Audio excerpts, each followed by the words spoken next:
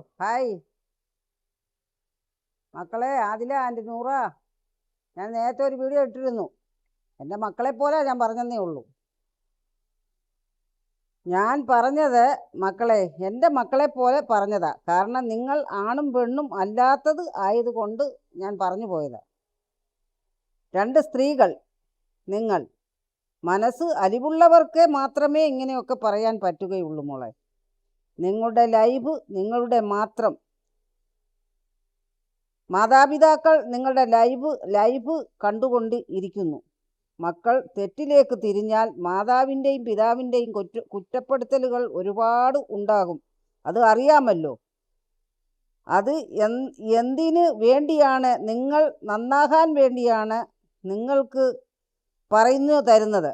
വാപ്പ അന്ന് മുടിയിൽ കുത്തിപ്പിടിച്ചെന്ന് ഇപ്പോൾ മോൾ പറയുന്നുണ്ടല്ലോ. പക്ഷേ നിങ്ങൾ നന്നാകാൻ വേണ്ടിയിട്ടാണ് അങ്ങനെയൊക്കെ പറയുന്നത്.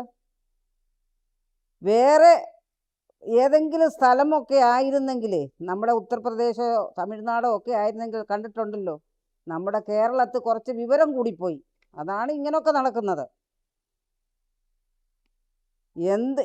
എന്നറിയാമോ? പോകുന്ന നടവഴിക്കിട്ട് വെട്ടിക്കൊല്ലുന്ന ആളുകളാണ് തമിഴ്നാടും ഉത്തർപ്രദേശും. നമ്മൾ കണ്ടുകൊണ്ടിരിക്കുന്നുണ്ട് ഓരോ യൂട്യൂബിലും.